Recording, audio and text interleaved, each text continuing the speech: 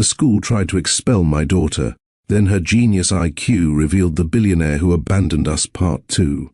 3 months had passed since that disciplinary hearing where Principal Herrera threatened to expel my 9-year-old daughter for being too smart. 3 months after Cassiel Monroe walked back into our lives, discovered he had a daughter, and began the slow work of earning her trust.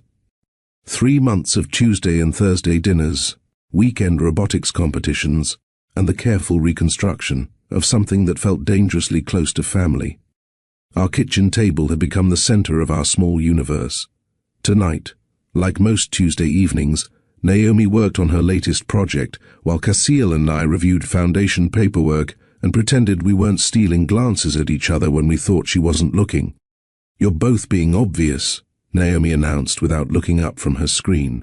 "Your micro-expressions betray elevated dopamine levels consistent with romantic attraction." 9 years old, I muttered to Cassiel. "She's 9 years old and is diagnosing our neurochemistry." "She's not wrong, though," he replied, his hand finding mine under the table. "This has become our routine." Cassiel would arrive for homework help that had evolved into family dinners, project review sessions, and these stolen moments of connection that felt simultaneously brand new and comfortably familiar. We were rebuilding what we'd lost, but better this time, built on honesty, on presence, on the daily choice to show up. "Dad, can you review my code logic?" Naomi asked, and my heart still caught slightly every time she used that word. 3 months of consistent presence had earned Cassiel the title, though she'd informed him he remained on probation pending long-term behavioral data. As they bent over her laptop together, both sets of unusual eyes scanning the screen with identical intensity, I felt something settle in my chest. This was what healing looked like, not dramatic or cinematic, just ordinary evenings filled with homework and inside jokes and the quiet satisfaction of being together. My phone buzzed. A text from my supervisor at the diner asking if I could cover tomorrow's lunch shift. I calculated quickly. Tomorrow was Wednesday, my usual day off, which I'd planned to spend catching up on laundry and paying bills that were always slightly overdue despite my best efforts. But an extra shift meant an extra $70, and $70 was groceries for a week. "Everything okay?" Cassiel asked, noticing my expression. "Fine. Just scheduling." I didn't elaborate. We'd established boundaries about finances. He could contribute to Naomi's education, but my living expenses remained mine. It was important to maintain that independence, that proof that I wasn't with him for what he could provide materially. He studied me for a moment with that analytical gaze that saw too much. But he didn't push. That was growth too, learning when to respect boundaries instead of trying to solve every problem with resources. "Mom works too hard," Naomi observed, still typing. "Statistically, your current work-life balance is unsustainable long-term. Statistically, 9-year-olds should worry about their own homework." I finished my homework in 17 minutes. I'm working on a personal project now. "Different categories entirely." Cassiel laughed, the sound warm and genuine. "She has a point about the work-life balance, though. She can make that point when she's paying rent. What none of us knew was that while we sat in our small apartment, building our careful happiness, Gregory Monroe sat in his penthouse office reviewing quarterly reports from the Monroe Foundation. He'd largely left the foundation to Cassiel's management, considering it a useful tax structure and good public relations, but ultimately less important than the real work of Monroe Capital. This quarter's expenditures caught his attention. A single recipient had received an unusually comprehensive support package through the foundation. Full scholarship to the institute, private cognitive evaluation, supplemental tutoring, even a high-performance laptop, and specialized software. The Foundation's guidelines allowed for such comprehensive support, but Gregory's instinct for patterns, the same instinct that had built his empire, triggered alarm bells. He pulled the file from the system. Naomi Brooks, age 9, Single mother, Leighton Brooks. The approval note read simply, "Priority case, exceptional circumstances warrant full foundation support." The note was signed by Cassiel with a designation Gregory had never seen his son use before, personal attention required. Gregory stared at that phrase for a long moment. Personal attention. From his son who kept careful professional distance from foundation recipients. His son who'd built walls between his personal life and his professional obligations ever since the Singapore debacle a decade ago. He opened the detailed file. The cognitive evaluation results made him sit forward in his chair. Test scores that exceeded measurement scales. Pattern recognition abilities that bordered on prescient.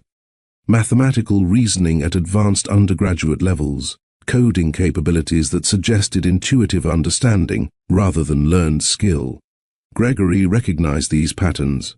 He'd seen them before, in his late wife, and he saw them every time he looked in the mirror at his own reflection, back when he'd been young and building his first ventures, back when people had called him brilliant instead of just rich.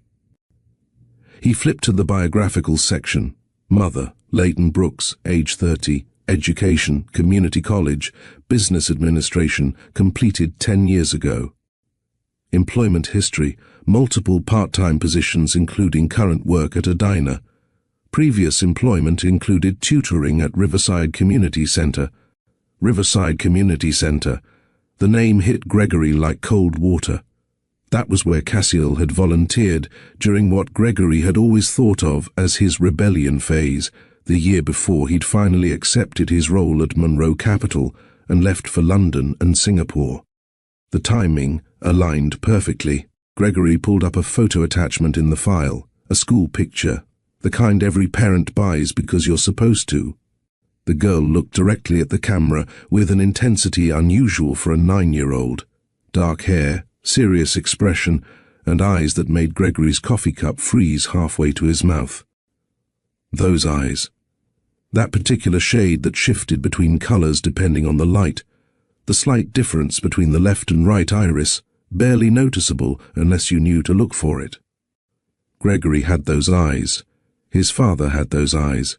Cassiel had those eyes.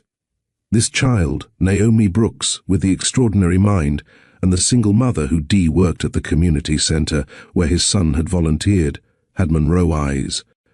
Gregory set down his cup with shaking hands and did the math that any competent executive could do.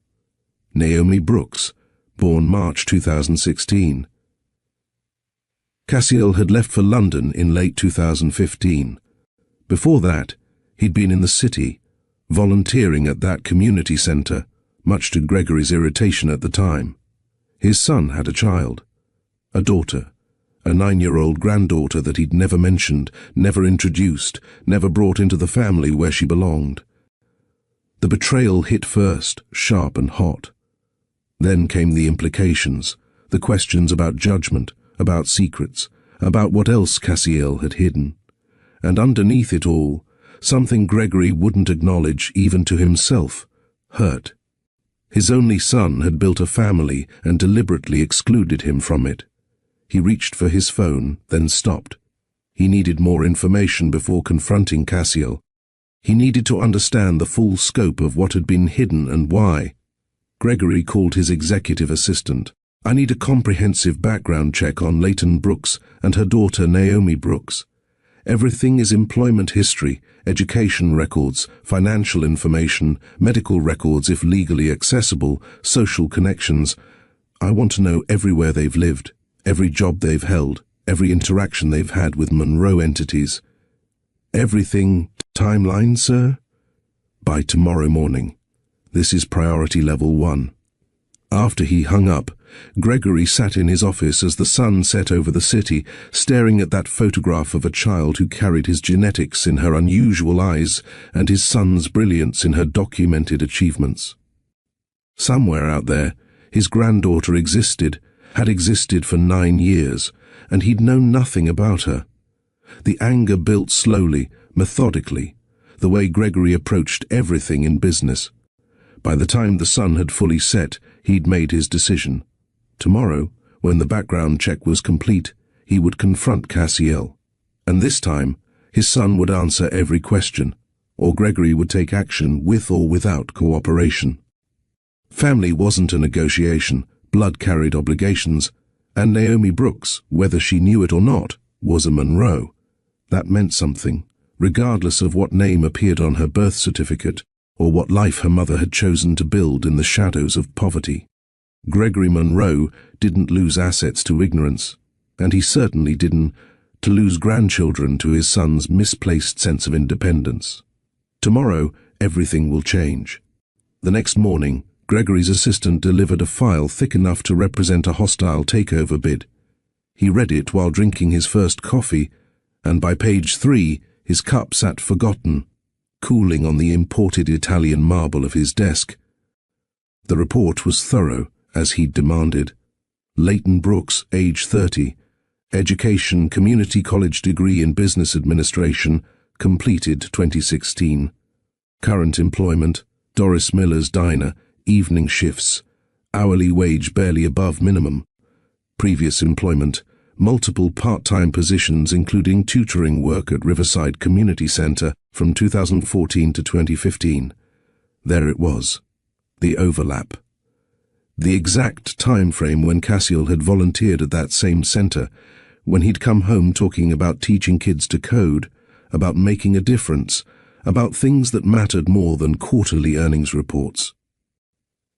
Gregory flipped to the financial section. The numbers painted a stark picture.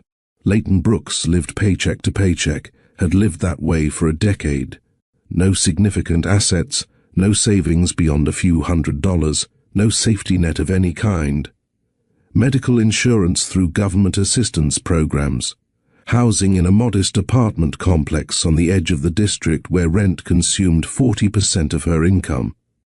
She'd raised his granddaughter in poverty. Real poverty. Not the romanticized kind that appeared in feel-good stories, but the grinding everyday kind that meant choosing between electricity and groceries, between medicine and rent, between survival and anything resembling comfort. The final section covered Naomi herself. School records showed a child who'd been flagged repeatedly as gifted but difficult. Disciplinary files thick with incident reports, most of them describing behavior that Gregory recognized immediately. She questioned authority. She pointed out errors in the curriculum. She solved problems in ways that teachers couldn't follow. She refused to show her work because her mind leaped directly to conclusions that others reached through laborious steps. She was Elena, his late wife, reborn in a grandchild he'd never known existed. Elena, who'd struggled in every educational system she'd encountered until she'd finally found her way to advanced mathematics and theoretical physics in graduate school. Elena, who'd spent her youth feeling broken because the world had no framework for minds like hers. Gregory reached the final page and found the detail that confirmed everything. Medical records, obtained through a careful interpretation of privacy laws, showed Naomi's birth certificate. Father, not listed, but the genetic markers were clear in the photograph, in the documented cognitive architecture that matched both Cassiel and Elena, in the timeline that aligned perfectly with his son's presence in the city 9 months before this child's birth. Gregory picked up his office phone and dialed his son's direct line. It rang 4 times before Cassiel answered, his voice carrying the slight distraction of someone pulled from focused work. Father, is something wrong? Come to my office, now. Cancel whatever you're doing. A pause. I have a foundation strategy meeting in 20 minutes. Cancel it. This isn't a request, Cassiel. It's a summons. And before you consider refusing, know that I've already discovered what you've been hiding. The only question now is whether you come here voluntarily or whether I take more aggressive action to get the answers I deserve. Another pause, longer this time. When Cassiel spoke again, his voice had changed, gone flat and careful. I'll be there in 15 minutes. Gregory hung up without responding and returned to staring at the photograph of his granddaughter. Naomi Brooks, age 9, brilliant and poor, and hidden away like a secret shame, his son's daughter, his own genetic legacy living in circumstances that no Monroe should ever experience. Whatever Cassiel's reasons for this deception, they would be insufficient. Blood demanded acknowledgement, family requires honesty, and Gregory Monroe did not tolerate being excluded from decisions about his own lineage. The confrontation that was about to occur would reshape everything. Gregory could feel it the way he'd felt market shifts before they became obvious to others, the way he'd sensed opportunities that built his empire. This moment, this meeting, would divide his life into before and after. He just didn't yet know whether the after would be better or worse than the carefully controlled present he'd constructed. But he would have his granddaughter acknowledged. He would have his family complete. Everything else was negotiable. Cassiel stood in the elevator ascending to his father's office, his hands clenched at his sides, his mind racing through scenarios and responses. His father knew about Naomi. The question wasn't whether to confirm it, the question was how to control the damage that Gregory Monroe's knowledge would inevitably cause. He'd known this moment would come eventually, had dreaded it since the day he'd walked into Principal Herrera's office and seen those familiar eyes staring back at him from his daughter's face. Had delayed it by keeping his personal life separate from Monroe Capital, by maintaining the careful walls between the foundation he controlled and the corporation his father ruled. But Gregory Monroe didn't accept walls, didn't respect boundaries when he decided something required his attention, and apparently his quarterly review of foundation expenditures had triggered exactly the investigation Cassiel had hoped to avoid. The elevator doors opened onto the executive floor. His father's assistant looked up from her desk with an expression that confirmed Cassiel's worst suspicions. She knew something significant was happening. That meant his father had involved her in whatever research he'd conducted, which meant the information was comprehensive and damaging. "He's waiting for you," she said quietly, "and Cassiel, good luck." That was almost worse than the summons itself. His father's staff didn't offer luck unless they thought you'd need it. Cassiel straightened his shoulders, checked that his phone was on silent, and opened the door to his father's office. Gregory stood at the floor-to-ceiling windows overlooking the city, hands clasped behind his back in the pose he adopted when preparing for difficult negotiations. On his desk, clearly positioned for maximum impact, sat a file folder thick with pages and a photograph paper-clipped to the front. Naomi's school picture. His daughter, staring seriously at the camera with those eyes that marked her as unmistakably Monroe, displayed on his father's desk like evidence in a trial. "Close the door," Gregory said without turning around. Cassiel obeyed, then stood in the center of the office, refusing to sit without invitation, maintaining what little control he could in a situation where his father held all the advantages. "I'm going to ask you one question," Gregory said, finally turning to face him. "And you're going to answer it honestly, because we both know I already have the truth. I just want to hear you say it." Cassiel met his father's gaze directly, saw the anger there but also something else, something that looked almost like pain. "What's the question?" "Is Naomi Brooks my granddaughter?" No point in evasion, no benefit to delay. "Yes."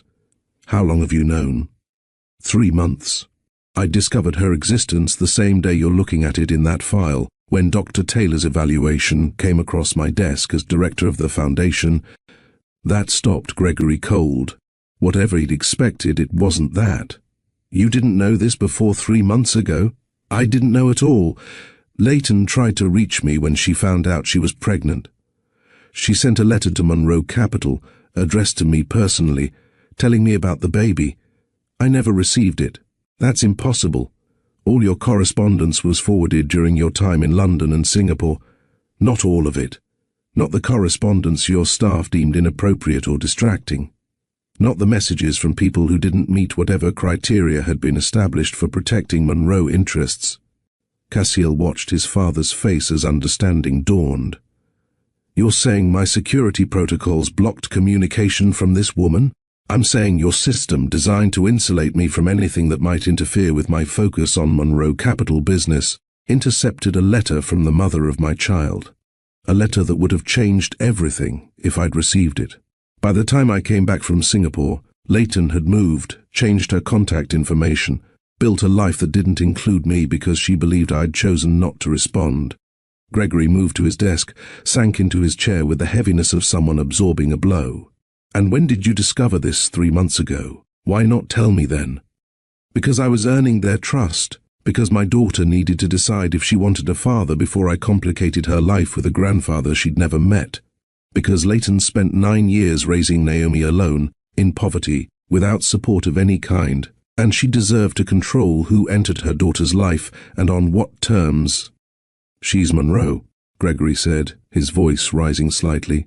She has rights, inheritance, protection, access to resources that could transform her entire future. You kept that from her for 3 months? I kept you from her for 3 months. There's a difference. Naomi received everything she needed through the foundation, scholarship, evaluation, equipment, tutoring. What I didn't provide was access to a grandfather who would try to manage and control her the way you've tried to manage and control everything else in your orbit. That's not fair. It's completely fair. Cassiel leaned forward, hands on his father's desk. Do you know what was in Naomi's school file when I found her? Pages of disciplinary reports. Incident after incident of teachers who feared her intelligence, administrators who wanted to expel a 9-year-old for being too smart, systems that treated her brilliance like a behavioral problem. She's everything Mom was, everything Mom could have been if she'd had proper support. And she was being punished for it. Something shifted in Gregory's expression at the mention of his late wife. Elena struggled the same way, exactly the same way. Naomi questions everything, sees patterns others miss, solves problems through intuition rather than procedure.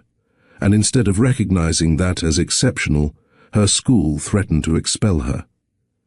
They called her disruptive, defiant, a threat to their learning environment. A threat. A 9-year-old child with a genius-level intellect was considered threatening because she made adults uncomfortable. And her mother, this Leighton Brooks who kept my granddaughter from her family for 9 years, kept her from nothing, Cassiel said sharply. Leighton worked 3 jobs while pregnant, gave birth alone because I wasn't there to answer her calls or read her letters. She raised an extraordinary child while facing poverty that you can't even imagine from this office. She attended every school event, fought every battle with administrators who didn't understand Naomi, created stability despite having no resources beyond her own determination. What she did in 9 years with almost nothing is more impressive than anything either of us has built with every advantage. Gregory absorbed this, his face unreadable. I want to meet her, my granddaughter. I have a right. You have no rights, Cassiel interrupted. No automatic claims, no presumed access. You want to meet Naomi? You'll do it on Leighton's terms, following Leighton's rules, accepting Leighton's boundaries. Because that woman raised Monroe without Monroe resources, and she doesn't owe this family anything, not gratitude, not access, not accommodation of your ego or your sense of entitlement to your genetic legacy. She's my granddaughter. Gregory's voice carried an edge now, the tone that preceded ultimatums. That's not negotiable. Her safety is not negotiable. Her well-being is not negotiable. Whether you get to meet her at all, that is negotiable, and it's entirely dependent on whether you can respect boundaries instead of steamrolling over them with lawyers and money and Monroe influence. They stared at each other across the desk, father and son, both stubborn, both Monroe, both unwilling to concede, but for very different reasons. What do you want from me? Gregory asked finally. Humility, patience, respect for Leighton's authority as Naomi's mother, and an understanding that if you push too hard, if you try to force access or throw legal weight around, you'll lose me permanently. The foundation is mine. Mom made sure of that in her will. Monroe Capital is yours, but if you go after Leighton or Naomi with aggression instead of respect, I'll cut every connection between us and never look back. That's not a threat, it's a promise. Gregory nodded slowly, calculating. I want to meet her. This week. under whatever terms her mother sets, with whatever restrictions she requires. I'll be respectful, patient and appropriate, but I will meet my granddaughter, Cassiel, one way or another. I'll talk to Leighton. I'll explain the situation. If she agrees, we'll arrange something. If not, you'll wait until she's ready. And if I decided to pursue legal recognition, paternity tests to establish biological connection, requests for visitation rights through family court, formal acknowledgement of lineage. The threat hung in the air between them, corporate negotiation tactics applied to family relationships in the way Gregory Monroe approached everything. Cassiel felt ice settle in his chest. Then you'll prove that everything I've believed about you is true, that you value control over connection, power over relationship, winning over actual family. And yes, you might get court-ordered access to Naomi eventually, but you'll destroy any possibility of genuine relationship with her in the process. She's 9 years old and brilliant enough to understand exactly what you'll have done. She'll comply with court orders while despising the grandfather who forced his way into her life. You think I want that? I think you've spent 70 years getting what you want through force when negotiation proved inconvenient. I'm asking you, as your son, to try a different approach. Just this once, let someone else control the process. Trust that I'll advocate for your access while protecting Leighton's boundaries. Give me 48 hours to discuss this with them and find a solution that works for everyone. Gregory looked at the photograph on his desk, at the granddaughter he'd discovered and already felt possessive about, despite never having met her. 48 hours. Then I take action whether you facilitate or not. That's my final offer. I'll call you tomorrow, Cassiel said, then left before his father could add more conditions or threats. In the elevator descending from the executive floor, Cassiel pulled out his phone and texted Leighton with hands that shook slightly. "Can you meet me tonight? After Naomi's asleep. We need to talk." Her response came within seconds. "That sounds ominous. Should I worry?" He stared at his phone, trying to find words that were honest but not alarming. Finally, he settled on the truth. My father knows about Naomi, and he wants to meet her. The 3 dots indicating she was typing, appeared, disappeared, appeared again. Finally, come over at 9. We'll figure this out. But as Cassiel sat in his car in the parking garage, he wondered if there was any way to figure this out that didn't end with someone getting hurt. His father was many things: brilliant, driven, accomplished but gentle, and had never made the list. And Leighton had spent 9 years building walls to protect herself and Naomi from exactly this kind of intrusion. He'd promised to be her partner, her equal, her support. Now he had to prove it by standing between her and the full weight of his father's determination to claim a granddaughter he'd just discovered existed. The careful peace they'd built, the slow reconstruction of trust, the fragile hope that second chances could work, all of it was about to face its first real test. And Cassiel had no idea if their foundations were strong enough to survive the storm that was Gregory Monroe deciding he wanted something. I knew something was wrong the moment Cassiel walked through my door at 9 o'clock. He carried tension in his shoulders like physical weight, and his eyes that usually softened when he looked at me were dark with worry. "Naomi's asleep?" he asked, glancing toward her room, out cold. She had a robotics club until 6, then finished a coding project. She crashed around 8:30.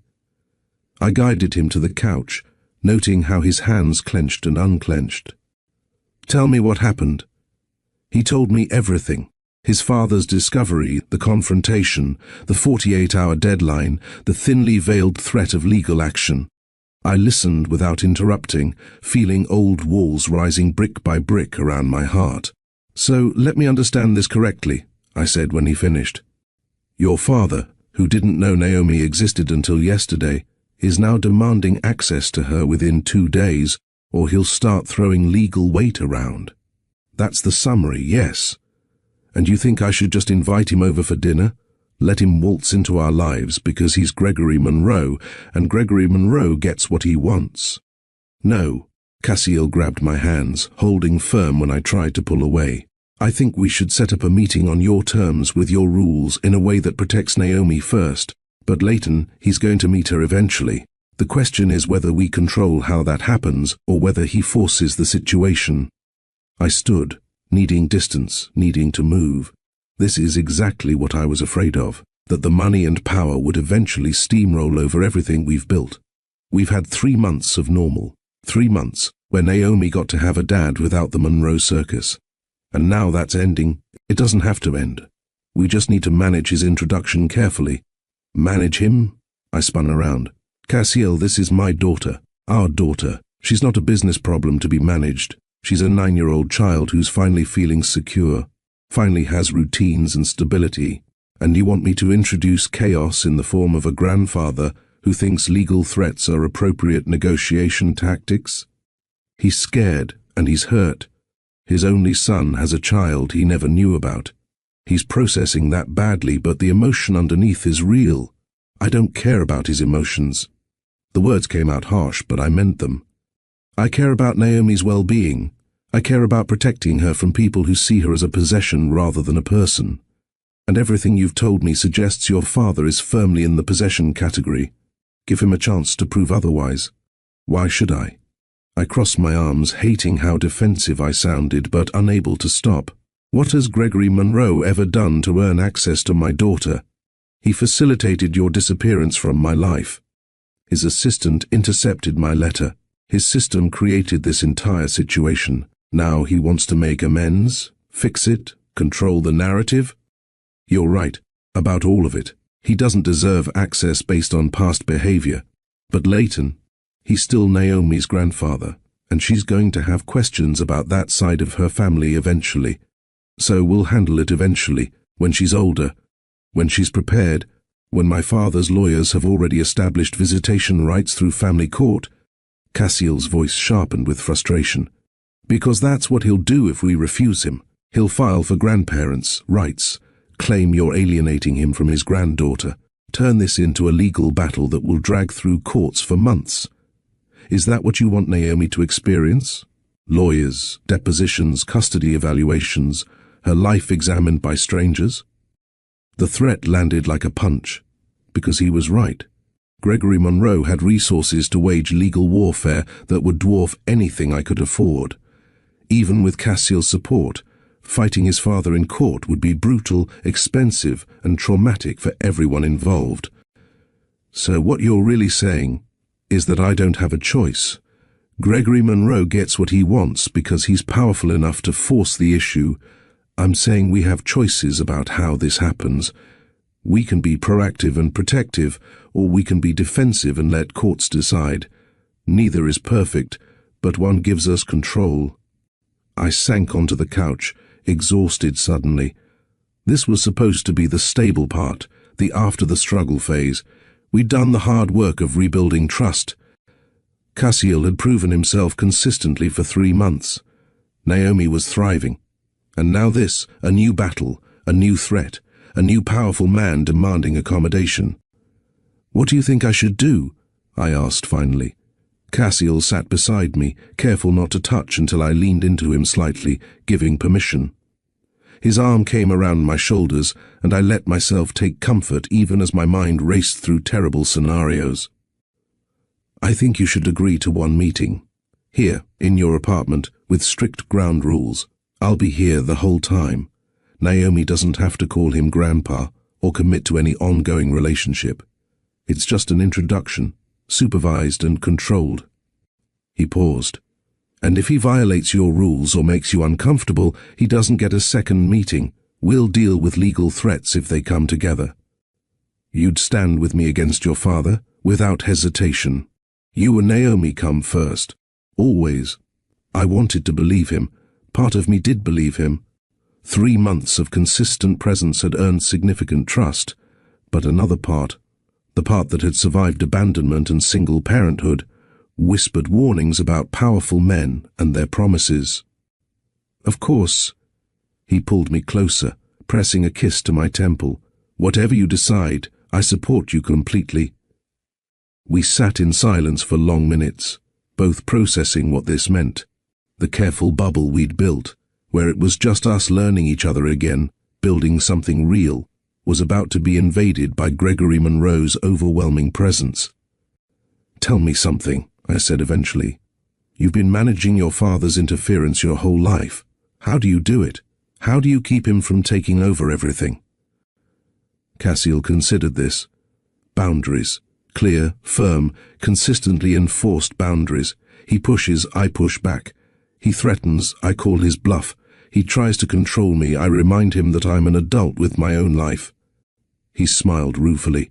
"It's exhausting. And it only works because the foundation is legally mine. Mom made sure of that. If I worked for Monroe Capital, I'd have no leverage. So basically you win by having resources he can't access and being willing to walk away completely if necessary. Essentially, yes, I don't have those advantages. I have an overdrawn bank account and a daughter who needs stability. If your father decides to flex his power, I can't just walk away from the battlefield. But you have me.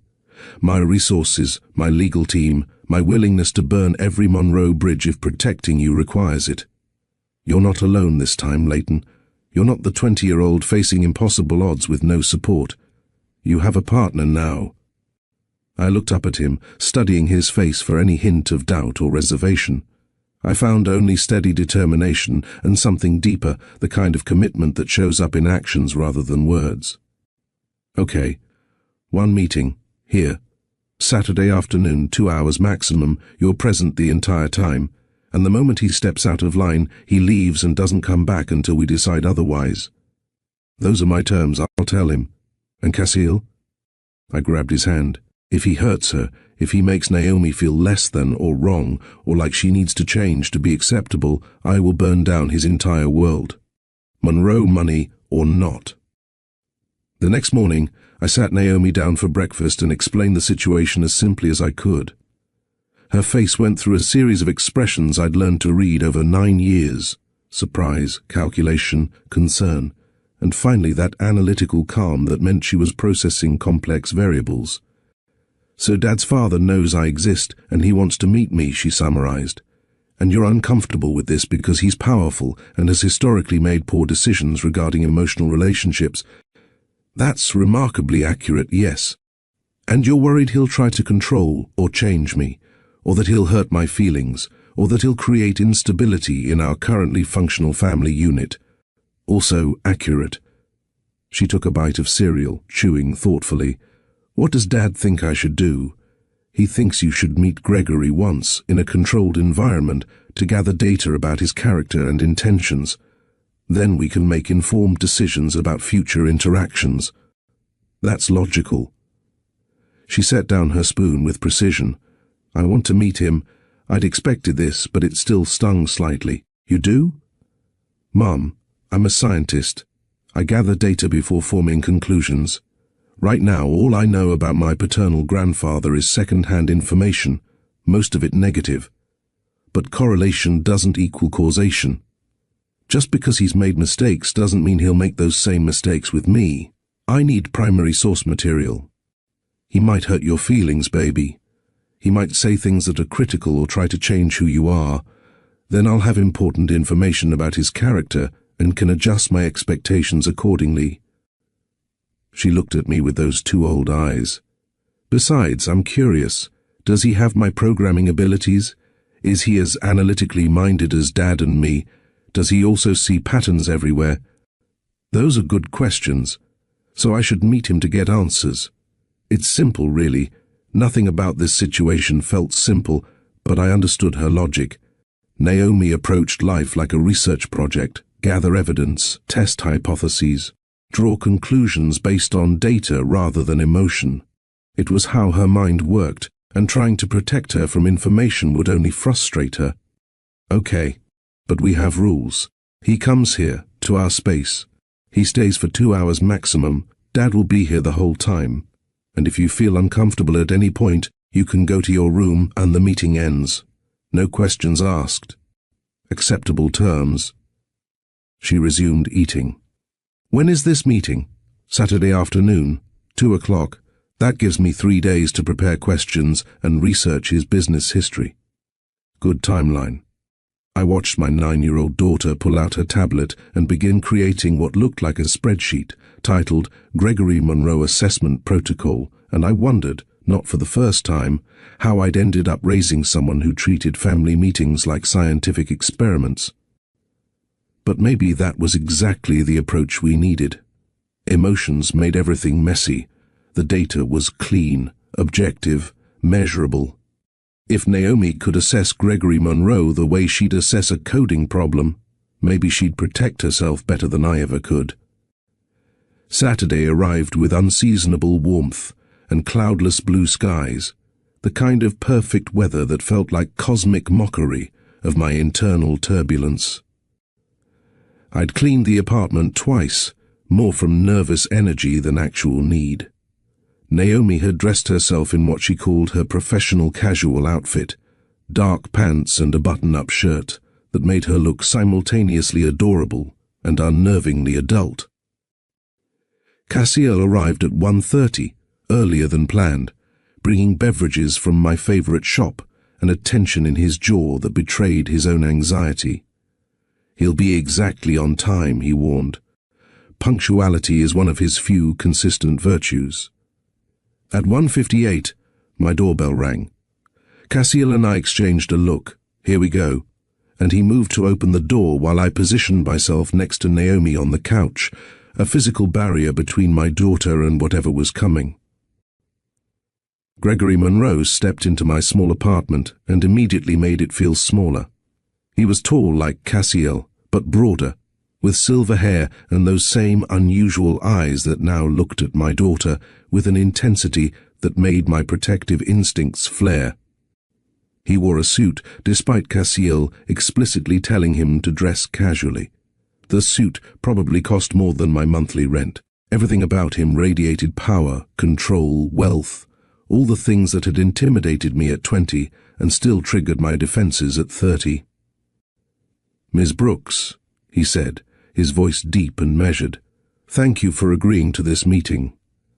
Mr. Monroe, these are my rules, 2 hours. You address Naomi respectfully, and if anyone feels uncomfortable, the meeting ends immediately. Understood?" His gaze moved to Naomi, and something shifted in his expression, something almost vulnerable. "Hello, Naomi. Hello, Gregory." She'd chosen not to call him grandfather, a deliberate choice she'd explained to me. "Titles are earned, not automatic. Please, sit." I gestured to the chair across from us, the only seating that maintained physical distance. What happened next was perhaps the most awkward hour of my life. Gregory tried. I'll give him that. But every attempt at connection felt calculated. Every question sounded like a job interview, and his obvious discomfort in our modest space created tension thick enough to taste. "So Naomi," he began, "Cassiel tells me you're exceptionally intelligent. That's what the cognitive evaluation indicated, yes. What are your interests, besides computers?" "Primarily computers. Also mathematics, pattern recognition, music theory, and systematic analysis of inefficient systems." Gregory nodded, like she'd confirmed something. "You get that from Monroe genetics. We're all problem solvers. Actually, intelligence is approximately 50 to 80% heritable, but environmental factors play a significant role. Mom's contribution to my development is statistically equivalent to genetic factors." I watched Gregory process being corrected by a 9-year-old. Of course, I simply meant that certain aptitudes run in families. They do. But aptitude without proper nurturing is just potential. Mom turned my potential into capability through consistent educational support, despite limited resources.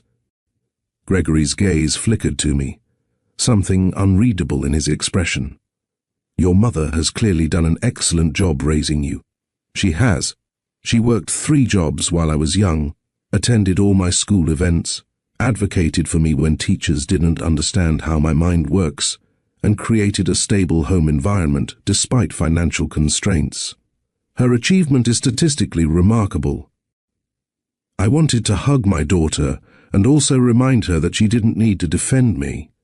but watching her calmly list my efforts to a man who could have made them all unnecessary with a single check felt like vindication I didn't know I needed. "I apologize," Gregory said, and for the first time he sounded genuine rather than performative. "I'm handling this badly. I prepared for a meeting, not a conversation." "Yes. Your body language and speech patterns suggest high stress and unfamiliarity with unstructured social interactions involving children." Cassiel coughed to cover a laugh. I bit my lip to keep from smiling. Gregory actually smiled slightly. "You're very direct. Indirect communication is inefficient and often leads to misunderstandings. I prefer clarity." "So do I, actually." He leaned forward slightly. "Then let me be clear. I didn't know you existed until 3 days ago. I'm still processing that information. I'm angry at circumstances that kept us apart, but I'm not angry at you or your mother. I want to know you if you're willing to let me try. But I understand I have no automatic right to your time or affection." It was perhaps the most honest thing Gregory Monroe had said since arriving. Naomi tilted her head, analyzing him with those sharp eyes. "Why do you want to know me?" "Be specific." "Because you're my granddaughter." "That's genetic coincidence, not motivation. Why do you specifically want to know me?" Gregory was quiet for a long moment. When he spoke again, his voice carried weight I hadn't expected. "Because my wife, your grandmother, was like you. Brilliant mind, different way of thinking, struggled in systems that didn't understand her. She died before I fully appreciated how special she was. You remind me of her, and that's both painful and precious." Naomi absorbed Gregory's answer with the careful consideration she applied to complex problems. The apartment fell silent, except for the distant sounds of the city filtering through our windows, traffic, voices, the ordinary noise of life continuing while our small family negotiated its expansion. "That's honest," Naomi said finally. "Emotionally complicated, potentially problematic if you project your wife onto me, but honest. I'll try not to project. You're your own person." "Yes, I am." She glanced at me, some silent communication passing between us, then back to Gregory. "You can have a probationary relationship with me, subject to performance review." Dad had the same arrangement initially. He passed probation after approximately 3 months of consistent appropriate behavior. I nearly choked. My daughter had just put a billionaire on probation like he was a junior employee. Gregory, to his credit, took it seriously. "What are the terms of probation?" "Consistent presence, respect for Mom's rules, no attempts to change me or buy my affection, honesty over performance, and most importantly, you don't get to override Mom's decisions. She has final authority, even if I think my decisions are better. Especially then. Mom has 9 years of data about what I need. You have 3 days. Her judgment supersedes yours until you prove otherwise."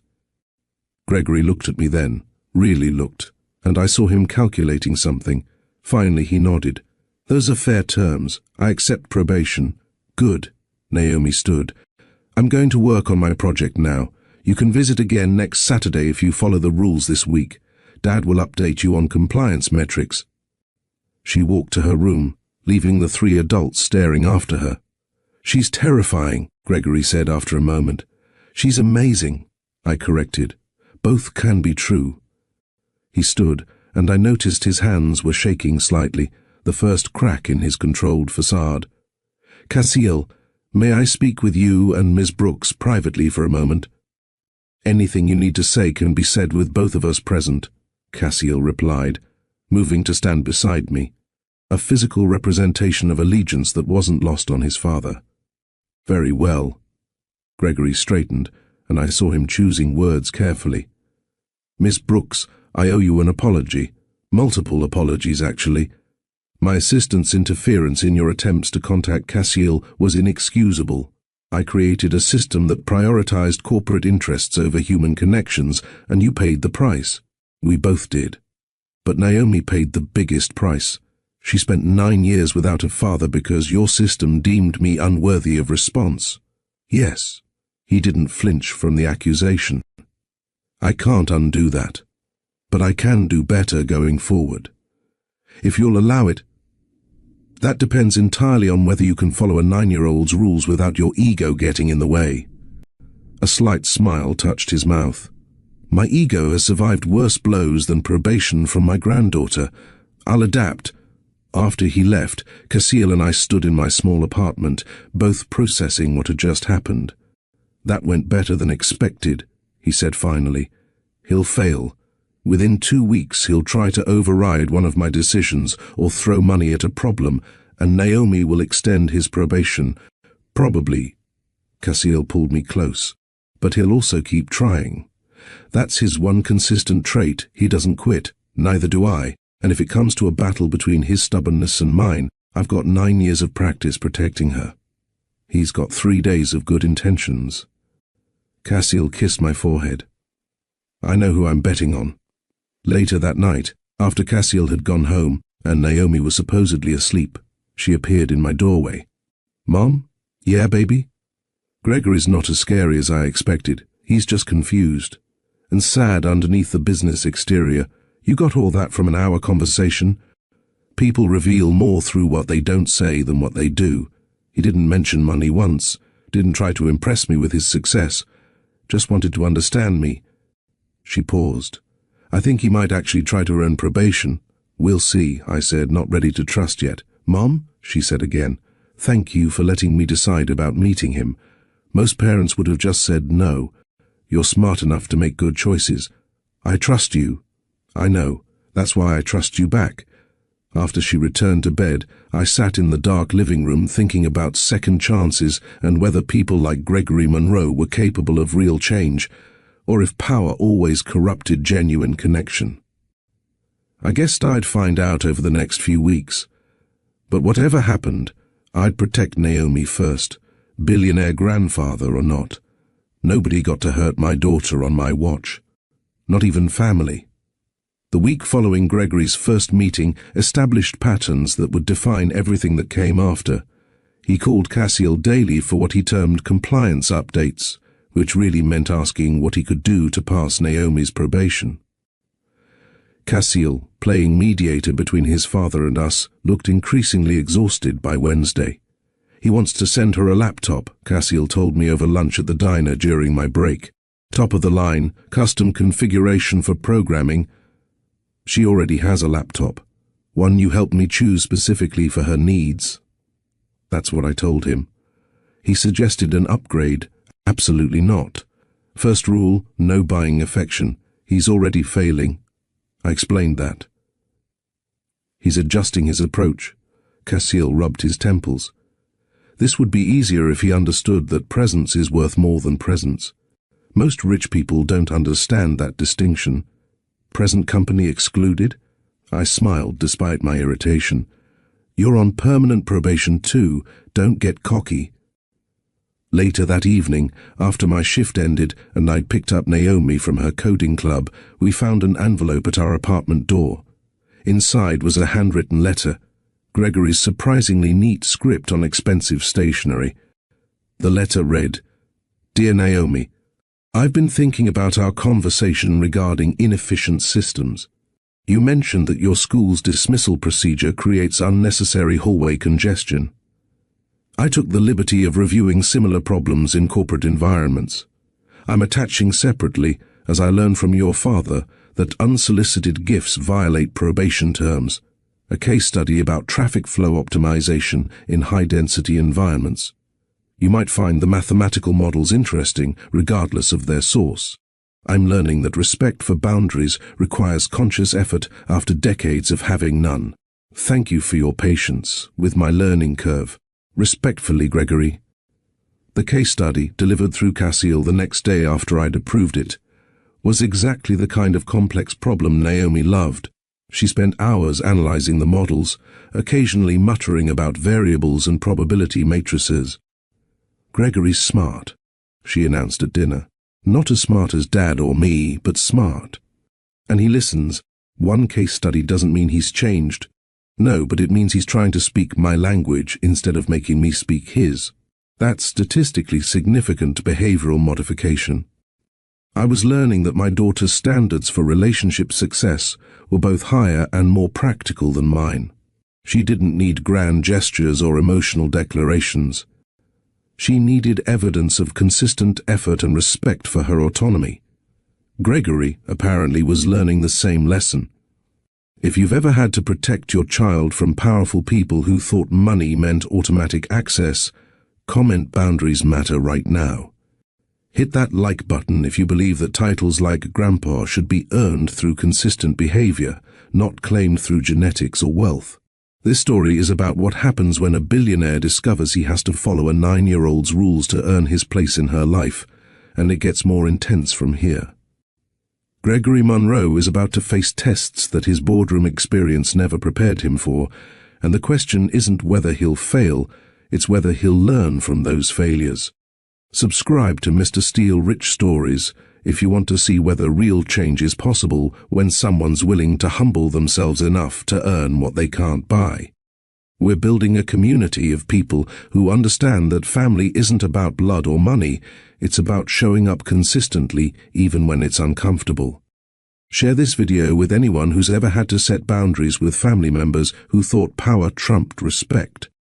These stories matter because they show that protecting your child isn't about being difficult, it's about being wise. And sometimes the most loving thing you can do is make someone prove they deserve access to your child's heart. The next chapters are going to test everyone: Gregory, Cassiel, Leighton, and even Naomi herself, because growing a family is messier and harder than any of them expected. But it's also more valuable than any fortune Gregory Monroe ever built. Comment below, would you put a billionaire on probation? What rules would you set? And have you ever had to protect your family from people who thought their status meant they didn't need to respect your boundaries? We're past 2,500 subscribers because of viewers like you who engage, share, and believe these stories need to be told. Let's keep growing this community. Like, comment, subscribe, and share. Every single interaction helps us reach more people who need to hear that second chances exist, but they have to be earned. Now let's get back to the story, because Gregory Monroe's probation is about to face its first major test, and what happens next will determine whether this family can survive the collision between old money and new boundaries. 2 weeks into Gregory's probation, something shifted. He'd completed 4 volunteer shifts at Riverside Community Center, the same place where Cassiel and I had met a decade ago. The director there, a woman named Maria, who'd seen countless volunteers come and go, reported that Gregory Monroe was different from what she'd expected. He actually listens, Maria told Cassiel during one of their regular check-ins.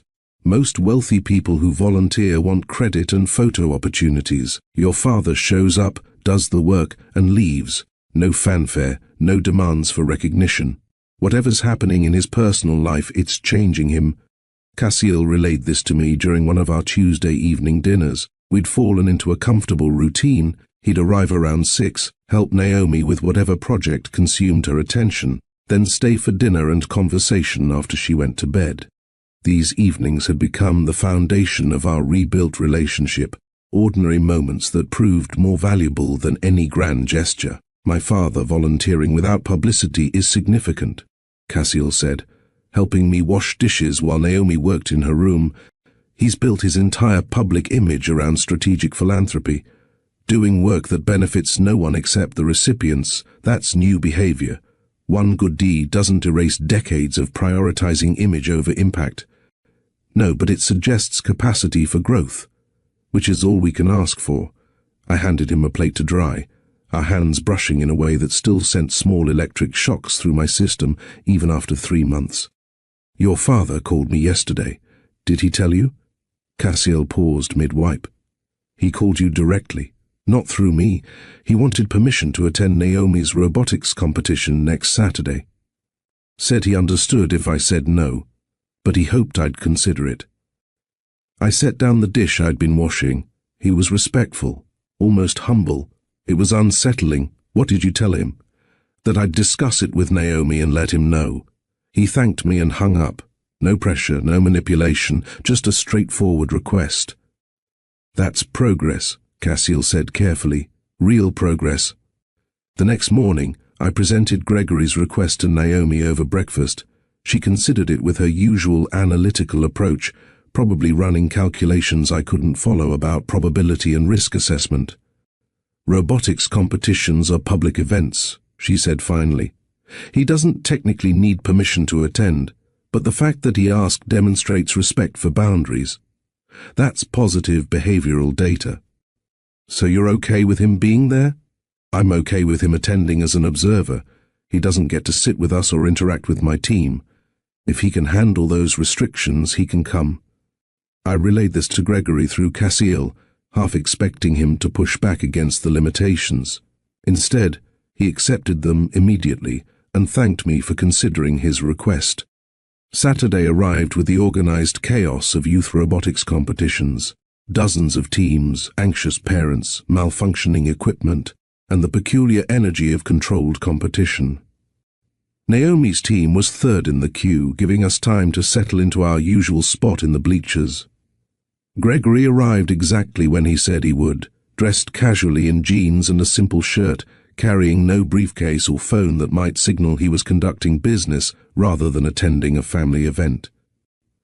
He spotted us immediately, but didn't approach, instead taking a seat 3 rows behind us where he could observe without intruding. The self-restraint was remarkable. I'd expected him to push boundaries, to try leveraging his presence into more access than we'd granted. Instead, he sat quietly, watching Naomi's team compete with the focused attention of someone genuinely interested rather than someone performing interest for an audience. When Naomi's team won their match, Gregory didn't rush down to congratulate her. He waited until we'd finished celebrating, until the immediate excitement had passed, and only then did he approach, directing his comment to me first. "Ms. Brooks, thank you for allowing me to attend. Naomi's team showed impressive strategy. You can tell her yourself," I said, gesturing to my daughter. He turned to Naomi with careful respect. "Your robot's turning mechanism was elegant, minimal movement, maximum efficiency. Well designed. Thank you. We optimized for speed over power and calculated that most opponents would prioritize force." She studied him briefly. "You understood the strategy. That's more than most observers notice. I recognize good engineering when I see it. May I ask what programming language you used?" They fell into technical conversation that I could follow but couldn't meaningfully contribute to. Cassiel stood beside me, watching his father interact with his daughter, and I saw something complicated cross his face, satisfaction mixed with old hurt, hope tempered by years of disappointment. "He's trying," Cassiel said quietly. "He is," I agreed. "The question is whether trying is enough." After the competition, Gregory asked if he could take us all to lunch. I saw Naomi about to analyze the request, so I interjected with our established protocol. "We have our regular Saturday lunch plans, but you can join us if you'd like. We're going to the diner on Morrison Street. Nothing fancy." "I'd like that very much." The diner was our place, the restaurant where I worked evening shifts, where the staff knew us and Naomi could order her usual without needing to explain her preferences. Taking Gregory there was deliberate. He'd be in our world, adapting to our standards rather than us performing in his. He handled it better than I expected. Didn't comment on the worn booths or basic menu, didn't try to order anything complicated or demand modifications. He asked Naomi about her upcoming projects, listened to her detailed explanations without interrupting, and when she mentioned needing specific equipment for a new coding project, he didn't immediately offer to buy it. That restraint, that resistance to solving problems with money, was perhaps the most impressive thing he'd done since entering our lives. It meant he was actually listening to the rules we'd established, actually learning from his mistakes. After lunch, as we prepared to leave, Gregory addressed me directly. "Ms. Brooks, I'd like to continue attending Naomi's events if that's acceptable. I understand I'm on probation, and that access is earned, not automatic. But I hope my behavior today demonstrates that I can respect boundaries while still being present." "It did," I admitted. "You can attend future events with the same restrictions, observer status, no interference with Naomi's activities. No presumption of increased access. I understand. Thank you. After he left, Naomi pulled out her tablet and made notes in whatever system she'd created for tracking Gregory's probation status. He's improving. Compliance rate is approximately 70%, up from 40% 2 weeks ago. Trajectory suggests he may pass probation within 2 months if current behavioral trends continue.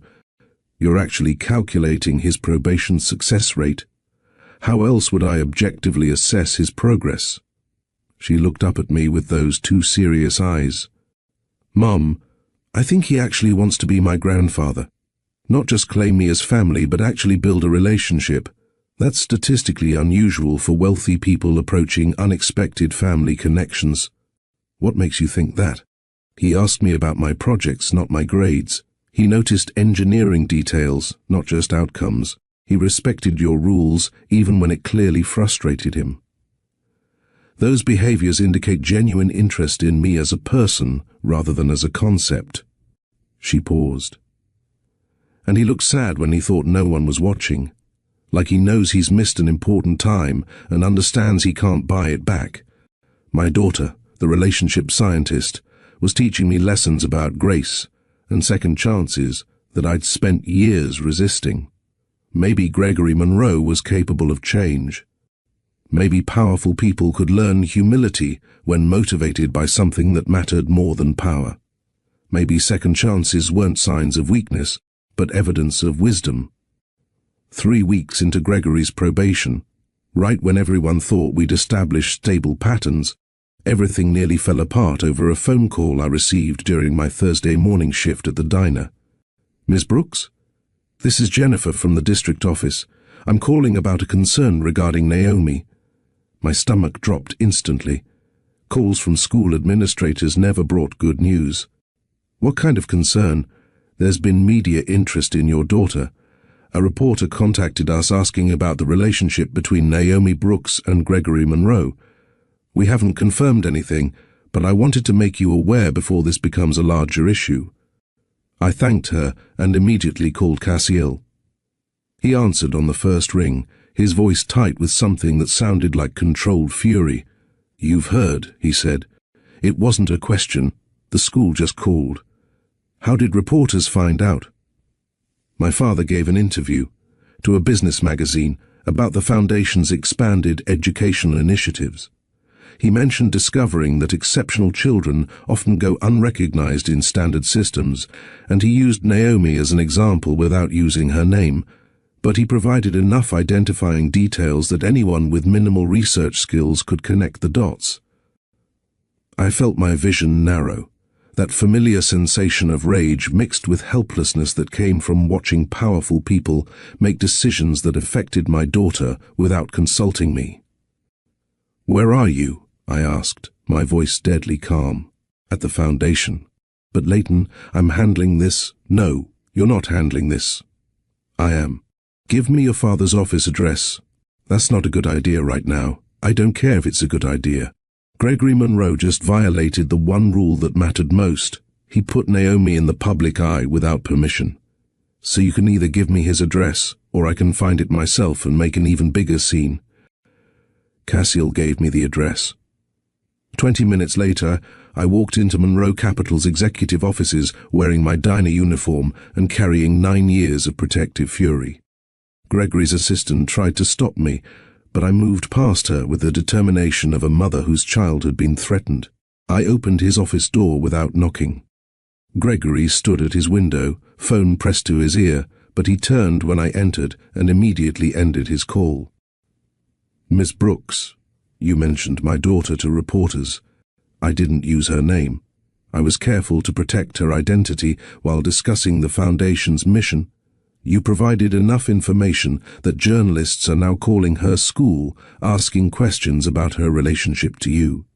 You turned my 9-year-old daughter into a story, a data point in your public relations campaign. That wasn't my intention. The reporter asked about what inspired the Foundation's expansion, and I answered honestly. I thought I was being respectful by not using identifying information. You thought wrong. I moved closer to his desk, watching him register the full force of my anger. Do you have any idea what you've done? Naomi goes to school on Monday, and every kid there will know she's connected to Monroe money. She'll become a target for kids who want access to wealth, a curiosity for teachers who'll treat her differently, a spectacle instead of just a student. I can call the school, explain the situation, and ask them to manage inquiries appropriately. You will do nothing. You've done enough. You're suspended from all contact with Naomi until I decide otherwise. No visits, no calls, no letters. You're off probation entirely because you failed the most basic test of respect. Gregory's face paled. Miss Brooks, please. I made a mistake, but banning all contact is disproportionate to the error. Is it? You had one job. Respect our boundaries. Don't expose Naomi publicly. Don't treat her like a Monroe asset. Don't make decisions about her life without consulting me. You failed at all three in a single interview. I understand you're angry, but Naomi deserves to make this decision herself. She's the one who set the probation terms. She should be the one who determines consequences. He was right, and I hated that he was right. Naomi had established herself as the authority on Gregory's access to her life. Taking that authority away now would undermine everything I'd taught her about autonomy and boundaries. Fine, I'll discuss this with Naomi, but until she makes a decision, you stay away from both of us. And Mr. Monroe, if you ever put my daughter at risk again, billionaire or not, grandfather or not, I will make it my life's mission to ensure you never see her again. Courts, lawyers, legal battles, I don't care what it costs. You will not treat her like a public relations opportunity. I left before he could respond, before my anger could transform into something messier and more complicated. In the elevator descending from the executive floor, my hands shook with adrenaline and fear. Fear that I'd overreacted, fear that I hadn't reacted strongly enough, fear that no amount of boundaries could protect Naomi from the reality of being connected to Monroe wealth and power. That evening, I sat Naomi down and explained what had happened. She listened without interrupting, her expression shifting through calculations I couldn't follow. So Gregory violated probation terms by discussing me publicly, even though he didn't use my name directly, she summarized. Yes, and now reporters know I am connected to the Monroe family, which means my school environment will change on Monday. Probably yes. She nodded slowly, processing. What do you think I should do? I think you should decide what consequences Gregory faces for violating your trust. This is your probation system, baby. You set the terms, you enforce the consequences. Naomi pulled out her tablet and reviewed whatever documentation she'd created about Gregory's probationary period. After several minutes of silent analysis, she looked up at me with a decision made. He's demoted. Back to the beginning of probation with restricted access. 1 supervised visit per week instead of 2. No attendance at my school events until he demonstrates better judgment. And mandatory completion of 10 volunteer hours per week at the community center to prove he understands the impact of publicity on regular people's lives. That's very specific. Consequences should be specific and measurable. Otherwise, how do you assess whether someone's actually changed? She set down her tablet. But Mom, I want to tell him these consequences myself. He violated rules I established, so I should be the one who enforces the penalty. Are you sure? Yes. Can we call him now? 10 minutes later, we had Gregory on speakerphone. Cassiel had arrived just as we were dialing, positioning himself beside me in a show of united parental front that I appreciated more than I could articulate. Before Gregory could speak, Naomi cut him off with a voice colder than I'd ever heard from her. You violated probation terms. Specifically, Rule 3, no public exposure without explicit consent. You discussed me with reporters, and now my school knows about Monroe family connections. You put my privacy at risk because managing public perception felt more important than respecting boundaries. Naomi, I can explain the context. I don't want context. I want to know if you understand why what you did was wrong. Silence on the line. Then Gregory's voice, careful and strained. I thought I was protecting you by not using your name. I see now that protection and respect are different things. I should have asked permission before discussing anything related to you publicly, even in general terms. I failed to consider how information spreads and how connections get made. I prioritized the Foundation's message over your safety. That was wrong. Acceptable acknowledgement of error. Naomi consulted her tablet. Here are your consequences. You're demoted to the beginning of probation with modified terms. 1 supervised visit per week instead of 2. No attendance at my school events for 1 month. 10 volunteer hours per week at the community center, up from 2. And you write a statement to the magazine clarifying that the Foundation serves many children and that singling out any individual case violates privacy principles you should have protected. Do you accept these consequences? Another pause. I accept them. And Naomi, I'm sorry, truly sorry, not just for the violation but for making you feel unsafe. That was never my intention, but intentions don't erase impact. No, they don't. She paused, and I saw something flicker across her face, calculation mixed with something softer. Gregory, I'm disappointed in you. I was starting to think you understood that I'm a person, not a story. This makes me question that assessment. You should question it. I clearly still have lessons to learn about separating my instinct to manage narratives from my responsibility to protect the people I care about. I hope you'll give me the opportunity to demonstrate that I can learn from this failure. That's what the modified probation is for. Demonstrate better judgment, and we'll reassess in 1 month. Continue making mistakes that prioritize your interests over mine, and probation extends indefinitely. After we ended the call, Naomi sat quietly for a moment before speaking. I thought he was doing better. I thought he understood. He was doing better, I said gently.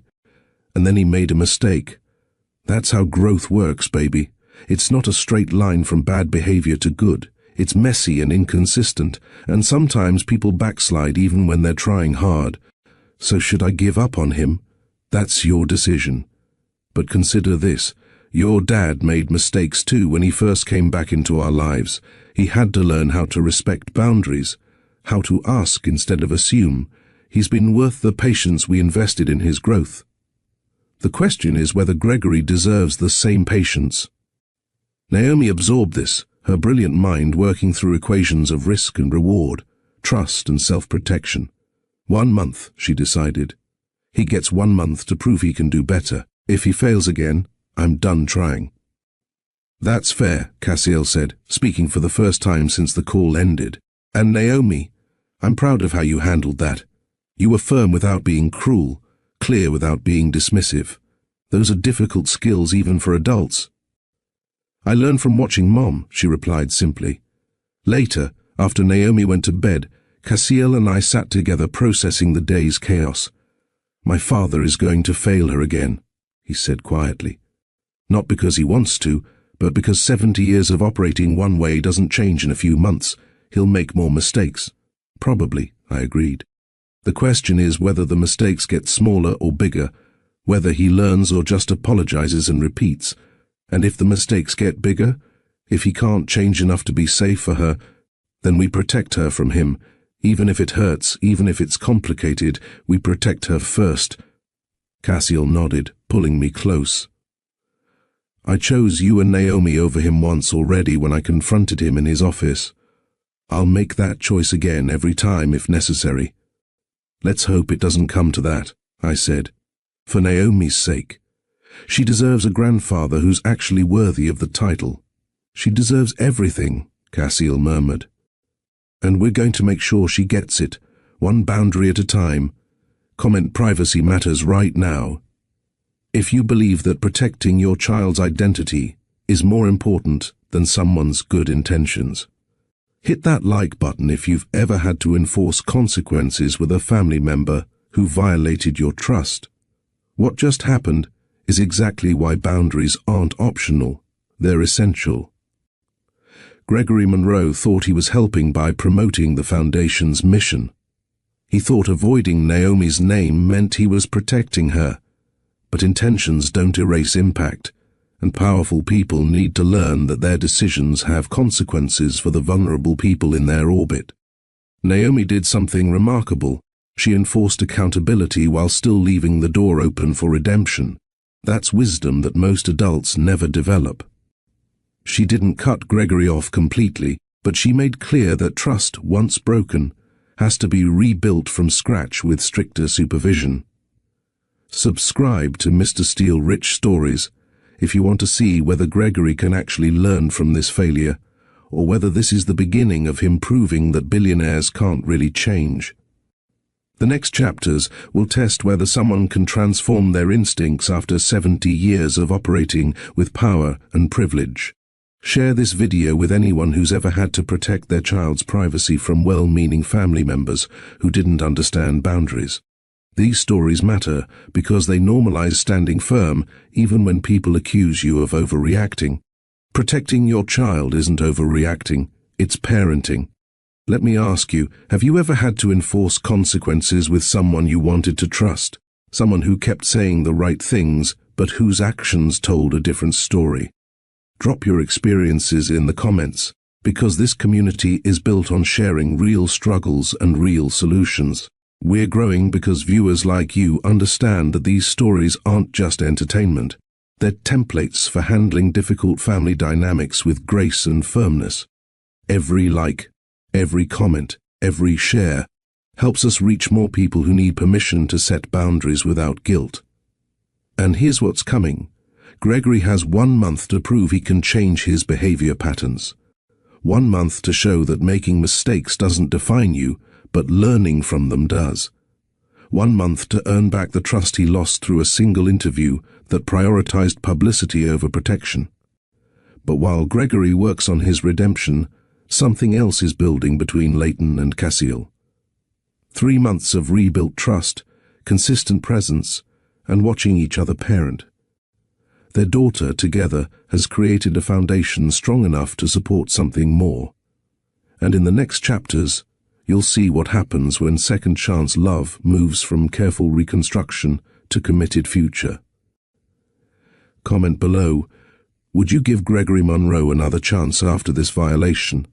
What would he have to do to earn back your trust? And if you were Naomi, how would you balance wanting a grandfather with protecting yourself from being hurt again? Keep engaging, keep sharing, keep believing that change is possible when someone cares enough to do the hard work. Like, comment, subscribe, and let's get back to the story. 4 weeks after the interview incident, Gregory Monroe had completed every requirement of his modified probation, and then some. He'd logged 48 volunteer hours at the community center, more than the required 40. He'd written and published a clarification statement that emphasized privacy principles over foundation publicity. He'd attended 0 school events, respecting the boundary Naomi had established. And he'd shown up for his 1 weekly supervised visit with a humility that transformed awkward meetings into actual conversations. But the real change, the one that convinced me Gregory might actually be capable of growth, happened during his 4th week of modified probation. Maria from the community center called me on a Tuesday afternoon. I thought you should know what your daughter's grandfather did yesterday. I braced myself for bad news. What happened? He asked if he could start a business skills program for teenagers. Not through Monroe Foundation funding, just him personally teaching kids about financial literacy, business planning, practical skills. He said he'd been working with one teenager who wanted to start a small business but had no framework for understanding profit and loss. Gregory spent 3 hours helping this kid build a business plan, and when the kid mentioned needing startup capital, Gregory didn't write a check. He helped the kid create a crowdfunding strategy and identify micro-loan programs. He didn't just give money. He did the harder thing. He taught skills. The kid learned more in those 3 hours than any check could have provided. Your grandfather, he's different than he was a month ago. Something broke through. That evening, Gregory arrived for his weekly supervised visit carrying no gifts, no case studies, no materials beyond himself and his attention. Naomi greeted him at the door with her standard assessment protocol, but this time Gregory didn't wait for her questions. "I need to tell you something before we start," he said, addressing all three of us. "I've been reflecting on the interview incident, on why I made that choice, and I realized something uncomfortable about myself. I spent 70 years measuring success by visibility. If people didn't know about my achievements, they didn't count. That's why I mentioned you to the reporter, Naomi. Not to exploit you, but because I've been conditioned to believe that impact requires publicity." He paused, choosing words carefully. "Working at the community center taught me something I should have learned decades ago. The most important work happens when nobody's watching. The teenager I helped yesterday will probably never know my full name, and will never tell anyone that Gregory Monroe taught him business fundamentals. And that's exactly how it should be. The impact is in his success, not in my recognition for helping him achieve it." Naomi studied him with those analytical eyes. That's significant insight. Most people never recognize their own patterns of behavior, let alone articulate how those patterns harm others. I'm 70 years old. It shouldn't have taken me this long to understand basic human decency, but your probation system forced me to examine my motivations in ways I'd avoided my entire life. So thank you for that, even though it was uncomfortable. "Discomfort is often necessary for growth," Naomi replied. "Dad experienced similar discomfort when he first entered my life. He had to unlearn patterns of assumptions and relearn how to ask instead of presume. You're following a similar trajectory, just condensed because I have data from Dad's probation to inform my expectations for yours." Gregory smiled slightly. "So I benefit from your previous experience with reforming Monroe men? Essentially, yes, though your specific challenges are different. Dad struggled with presence and consistency. You struggle with control and visibility. Different deficits require different remediation strategies."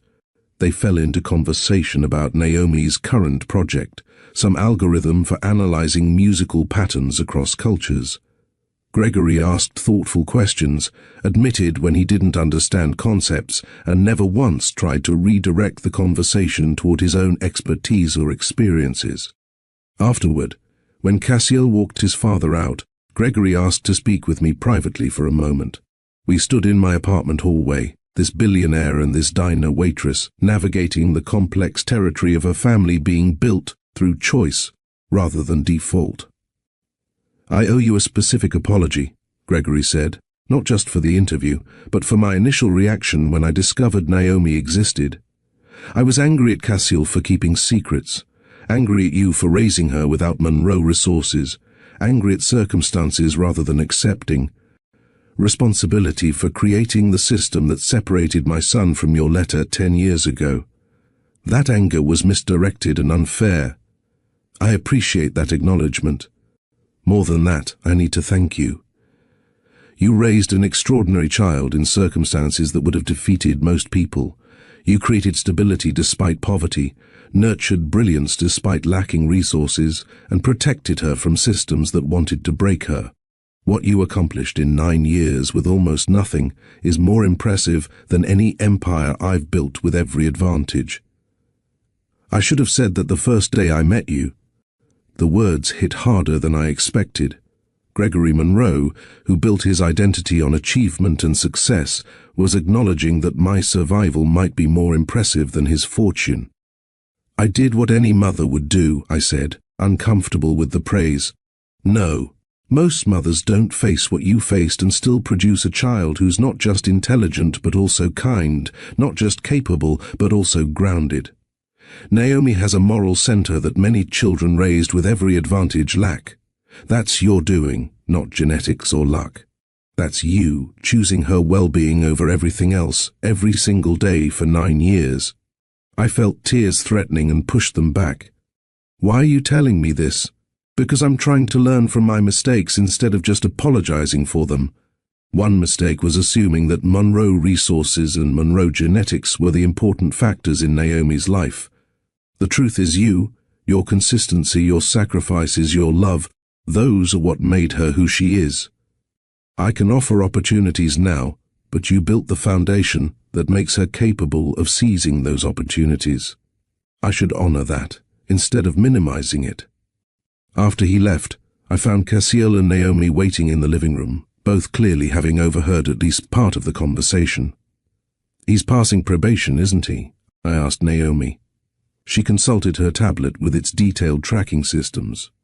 Current probability of successful completion, 87%. If he maintains current behavioral patterns for 2 more weeks, he'll be promoted from probation to standard grandfather status. How do you feel about that? Cautiously optimistic. He's demonstrated capacity for insight and behavior modification. The interview incident was a significant failure, but his response to consequences has been exemplary. I'm prepared to trust him with increased access. That night, after Naomi went to bed, Cassiel and I stood on my small balcony looking at the city lights. "My father is changing," he said quietly. Actually changing, not just performing change, because Naomi demanded it. Because she gave him specific metrics and consequences and refused to accept anything less than genuine effort. She got that from you. That refusal to accept performance over substance. You've been demanding authenticity from me since day one, refusing to be impressed by resources or position, insisting I prove myself through action. I leaned into him, feeling his warmth against the cool evening air. You did prove yourself. You keep proving yourself every Tuesday and Thursday, every weekend, every ordinary moment where you choose us over convenience. "I want to keep choosing you," he said, turning me to face him. "Not just for Tuesday and Thursday, not just for weekend visits. I want you here, in my space, full-time, you and Naomi.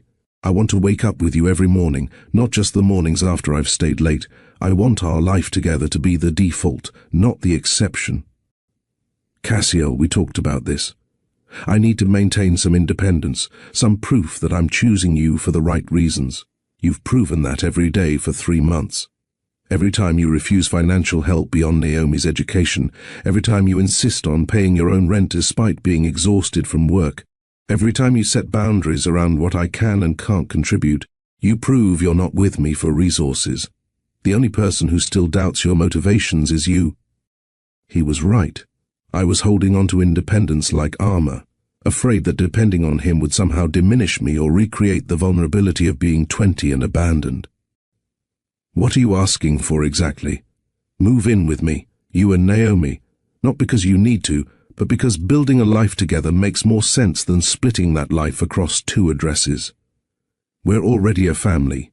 We're just maintaining separate households for reasons that don't serve anyone anymore." I thought about my small apartment, about 9 years of memories and survival, and making do with less. Thought about the freedom of having my own space versus the exhaustion of maintaining that space while building a relationship. Thought about what Naomi might gain from seeing what healthy partnership looked like on a daily basis, rather than in scheduled visits. "Can I think about it?" I asked. "Take all the time you need. But Leighton, I'm not going anywhere. Whether you move in tomorrow or 6 months from now or never, I'll still be here, still choosing you, still building this family with you. The address is just logistics."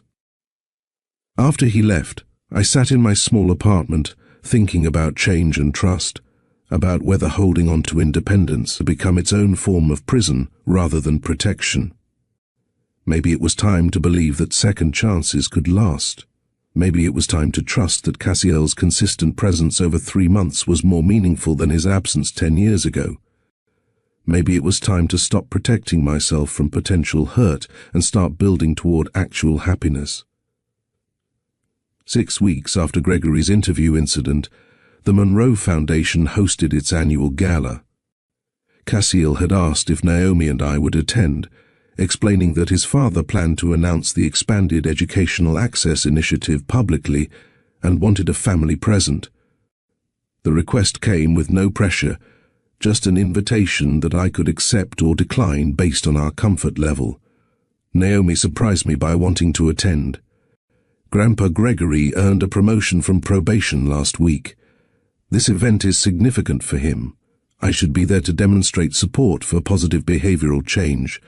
So I found myself in a borrowed dress, standing in a ballroom full of wealthy donors while my daughter networked with foundation board members like she attended galas every weekend. Cassiel stayed close, his hand on my lower back, anchoring me in an environment where I felt perpetually out of place. Gregory spotted us the moment we arrived. He moved through the crowd with the ease of someone accustomed to these events, but when he reached us, his entire demeanor softened. "You came, all of you. You invited us," Naomi replied, "and you've successfully completed probationary requirements. This felt like appropriate recognition of your achievement. Thank you. That means more than you know." He looked at me. "Miss Brooks, I'm grateful you allowed this. I know social events aren't comfortable for you. I'm here for Naomi. She wanted to support you. Then I'm doubly grateful." He glanced at Cassiel. "Your mother would have loved meeting her granddaughter. They're remarkably similar. They would have understood each other instantly." Cassiel agreed. The evening proceeded with typical gala rhythm: cocktails, dinner, speeches. When Gregory finally took the stage, the room quieted with the attention of powerful people.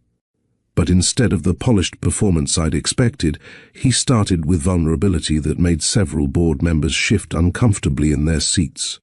Most of you know me as Gregory Monroe, founder of Monroe Capital, builder of business empires. Tonight, I need to introduce you to someone else, a man who failed his wife when she needed understanding, who built systems prioritizing control over connection, and who nearly lost the chance to know his granddaughter because he couldn't recognize that some things matter more than management. I felt Cassiel tense beside me. This wasn't the speech his father had reviewed with us 3 days ago. This was something more honest, more raw. My wife Elena established this foundation because she understood that brilliance without opportunity is imprisonment. She spent years feeling broken because the world had no space for minds that worked differently. She died before I fully appreciated how many barriers she'd overcome. His voice wavered slightly. 3 months ago, I discovered I had a granddaughter. She's everything Elena was: brilliant, different, misunderstood by systems that fear what they can't categorize. And she was being raised by a remarkable woman who understood what I never grasped: that exceptional minds need protection, not management. He found us in the crowd, his gaze settling on Naomi. "My granddaughter taught me that titles are earned through consistent behavior, not claimed through genetics. That respect requires humility, not authority. That family is built through daily choices to show up, not through blood or wealth or assumptions of automatic access." She put me on probation like a junior employee, and it was the most valuable professional development I've received in 50 years. Quiet laughter rippled through the audience, but Gregory's expression remained serious. "So tonight, yes, we're announcing expansion of the Foundation's educational access programs. Yes, we're committing substantial resources to identifying and supporting exceptional minds that traditional systems miss. But more importantly, I'm acknowledging that none of this vision is mine. It belongs to Elena, who saw clearly despite a world that tried to blur her vision. It belongs to Ms. Leighton Brooks, who raised an extraordinary child while facing barriers that should never exist. It belongs to every parent fighting daily battles for children who think differently." He paused, consulting notes he'd clearly prepared without sharing with us. "I'm also announcing a structural change. Effective immediately, the Foundation's board will include representatives from community organizations, parents of exceptional children, and students themselves. We've spent too long having wealthy people make decisions about what other people need. It's time to center the voices we're supposedly serving." The applause built slowly as people processed the radical nature of what he'd just proposed. Foundation boards didn't share power with the populations they served. That wasn't how institutional philanthropy worked. But apparently, that was how it would work now. After the speech, Gregory returned to our table, looking simultaneously relieved and exhausted. Naomi studied him with her analytical gaze. That was 87% more honest than I expected. Well executed. Is that good? It exceeds my minimum threshold for authentic communication by a significant margin. She paused, then added deliberately, Well done, Grandpa. The title landed like a gift. Gregory's eyes filled with tears he didn't bother hiding. I haven't earned that yet. You're at 92% probability of maintaining appropriate behavior patterns. I'm comfortable upgrading your designation from probationary status to permanent grandfather classification. She tilted her head. Though you should know that permanent doesn't mean unchangeable. Continued poor decisions would result in demotion. Understood. I'll maintain appropriate standards. Later, during dancing, Cassiel pulled me onto the floor despite my protests about not knowing proper steps for formal events. Neither do I really, he admitted. But we'll figure it out together.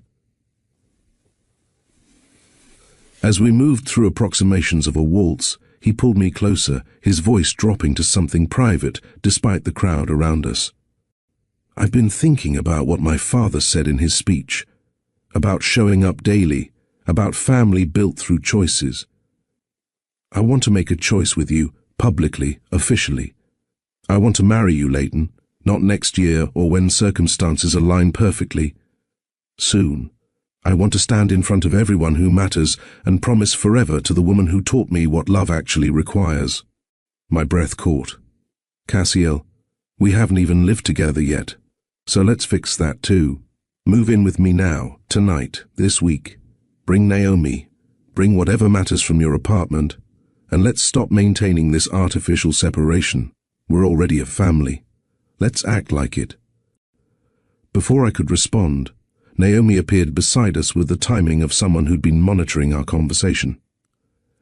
If you're proposing, Dad, you should know Mom's answer is statistically likely to be yes, based on her physiological indicators, elevated heart rate, dilated pupils, and that specific smile she uses when she's happy, but trying not to show it too obviously. You're monitoring my vital signs? I asked, laughing despite myself. I'm observant. There's a difference. She looked between us. Also, I've already researched Dad's house. It has significantly better natural light for my projects, the neighborhood school has an advanced STEM program, and the square footage would eliminate current spatial constraints. From a purely practical standpoint, cohabitation makes sense. Cassiel grinned at his daughter. So you approve? I approve of the relationship trajectory, yes. You've both demonstrated commitment through consistent behavior. Formalizing that commitment through marriage and cohabitation is the logical next step. He turned back to me, his expression shifting from amused to serious. Leighton Brooks, I've loved you for 10 years, terribly and imperfectly at first, but learning to love you better every day. Will you marry me? Will you let me spend the rest of my life proving that second chances can become forever? Around us, the gala continued, music playing, people dancing, conversations flowing. But our small family unit existed in its own universe. Yes, I said simply. Because you've shown me that love is a verb, not just a feeling. Because you choose us every day. Because you've earned trust through consistency, not just promises. Yes. He kissed me then, soft and deep and full of promise, while Naomi made a satisfied sound beside us. Optimal outcome, she pronounced. Now we can formalize family structure and reduce unnecessary ambiguity about our relationship configuration. Later that night, after we'd returned home and Naomi had gone to bed, Cassiel and I stood in my small apartment that would soon no longer be home. When do you want to move? He asked. This weekend. Before I overthink it and find reasons to delay. This weekend, he agreed, pulling me close. And the wedding? Small. Just family and close friends. Nothing like tonight's event. Perfect. Because the only people who matter are already in this room or asleep down the hall. 2 days later, Gregory helped us move. He showed up in jeans and a work shirt, no entourage, no movers, just him and his willingness to carry boxes up 3 flights of stairs.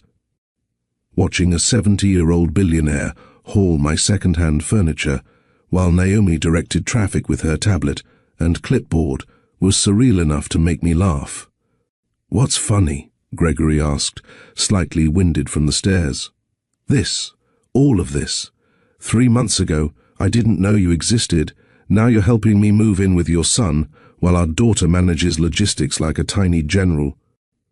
Strange how quickly life can change when people choose to change with it." He set down a box labeled kitchen. "Ms. Brooks, may I say something?" "You can call me Leighton. I think we're past formalities." "Leighton, then." He straightened, choosing words carefully. "I'm grateful you gave me the chance to prove I could be better. Most people wouldn't have. Most people would have shut the door after the interview incident and never looked back. Your willingness to allow growth despite mistakes is why Naomi is who she is, and it's why this family works." "Naomi set the terms. I just enforced them. You taught her how to set terms, how to demand respect while still leaving room for people to earn it. That's wisdom most adults never develop." He paused. "I know I can't undo the past, can't give you back the 9 years you struggled alone. But I can commit to being present for every year going forward, not as someone trying to buy his way into your good graces, but as someone who understands that family is built through showing up, day after ordinary day. That's all any of us can do, show up and try to be better than we were yesterday." By evening, my apartment was empty, my belongings integrated into Cassiel's house that was now our house. Naomi had claimed the room with the best natural light, and was already setting up her equipment with the precision of someone executing a predetermined plan. Later, after she'd gone to bed, Cassiel and I stood in our bedroom, both processing how quickly everything had transformed. "Scared?" he asked. Terrified, but less scared of this than I was of staying stuck in old patterns of self-protection. He pulled me close. "We're going to make mistakes. I'll forget to communicate something important. You'll assume I'm trying to control things when I'm just trying to help. We'll argue about parenting decisions and finances and whose turn it is to do dishes. That's the most unromantic thing you've ever said. But it's true. Marriage isn't the happy ending where everything becomes easy.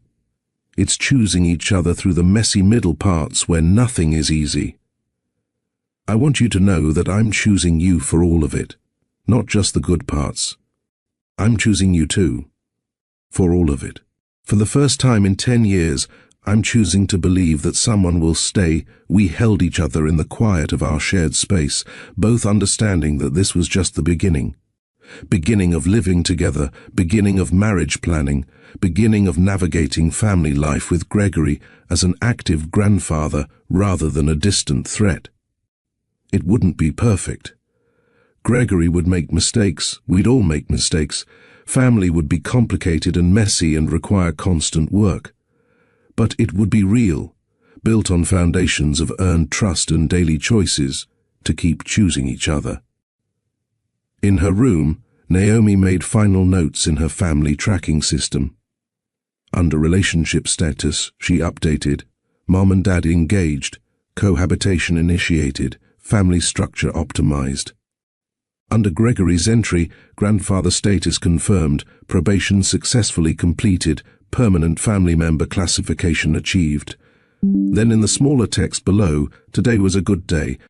I have a family now, a real one, not perfect but real. And that matters more than any variable I could calculate. My brilliant daughter, who approached everything like a research project, had figured out what took me 30 years to learn, that love isn't about finding perfect people, it's about choosing imperfect people and building something real together through consistent effort. We were a family now, built not through blood or money or default assumptions, but through daily choices to show up for each other, to enforce boundaries while leaving room for growth, to demand authenticity while offering grace for mistakes. And that was worth more than all the Monroe billions combined. If you made it this far, you've witnessed something rare, a story about powerful people actually changing, about families being built through choice rather than obligation, about second chances that are earned through consistent action instead of granted through guilt or pressure. Comment, family. I sound right now if you believe that titles like dad, grandpa, or husband are privileges we prove we deserve through daily behavior. Hit that like button if this story reminded you that real transformation is possible when people care enough to do uncomfortable work on themselves. This is what Mr. Steele Rich Stories is about, showing that change is hard, messy, inconsistent, but absolutely possible when someone finds motivation stronger than their old patterns. Gregory Monroe spent 70 years operating one way, building an empire through control and management. It took a 9-year-old putting him on probation to force him to examine whether power and love require different approaches. Subscribe if you want more stories showing that accountability and grace aren't opposites, they're partners. That you can demand better behavior while still leaving room for people to grow into that better version of themselves. That protecting your children doesn't mean shutting everyone out. It means setting clear boundaries and enforcing consequences when those boundaries are violated. Share this video with anyone who's navigating complex family dynamics, anyone who's trying to figure out how to give second chances without being naive, anyone who needs permission to demand respect while still being generous with opportunities for growth. Let me ask you, what's harder? Refusing to give someone a second chance, or giving that chance while maintaining boundaries firm enough to protect yourself if they fail again? Drop your thoughts in the comments, because this community is built on real conversations about real struggles. We've grown past 2,500 subscribers because you keep engaging, sharing, and believing these stories matter. Everything tells the algorithm to show this to more people. Every comment creates community. Every share reaches someone who needs to hear that their boundaries are valid, their standards are reasonable, and their caution is wisdom, not weakness. And here's what else this story showed. Leighton spent 9 years protecting herself from depending on anyone, convinced that independence was survival. It took Cassiel 3 months of consistent presence to prove that partnership doesn't diminish strength, it multiplies it. Sometimes the bravest thing isn't standing alone, it's letting someone stand with you. In the comments, tell me, what would your probation terms be if you were Naomi? What rules would you set for someone trying to earn their place in your family? And have you ever had to decide whether someone's efforts to change were genuine or just performance? This is the end of part 2, but it's not the end of the Monroe family story. Part 3 will test whether the foundations they built are strong enough to survive when outside forces target Naomi, when Gregory's business enemies see vulnerability in his newly acknowledged granddaughter, when Leighton and Cassiel have to navigate wedding planning while protecting their daughter from threats they never anticipated. But that's a story for another day. For now, this chapter closes with a family that's real, imperfect, and committed to choosing each other through whatever comes next. That's not a fairy tale ending, it's something better, a realistic beginning with people who understand that love is a verb requiring daily action. Thank you for reading. Thank you for engaging. Thank you for being part of this community that believes change is possible, that second chances can work, and that family is something you build through choice and effort, not something you inherit through genetics or buy with money. Like this video. Comment your thoughts. Subscribe for part 3. Share with someone who needs this message, and remember, the most valuable inheritance isn't wealth, it's the example of becoming better people for the ones we love. Until next time, keep choosing the people who choose you back. Keep setting boundaries that protect what matters. Keep believing that transformation is possible when someone cares enough to do the work. This has been Mr. Steele Rich Stories, where every story matters and every ending is really just a beginning.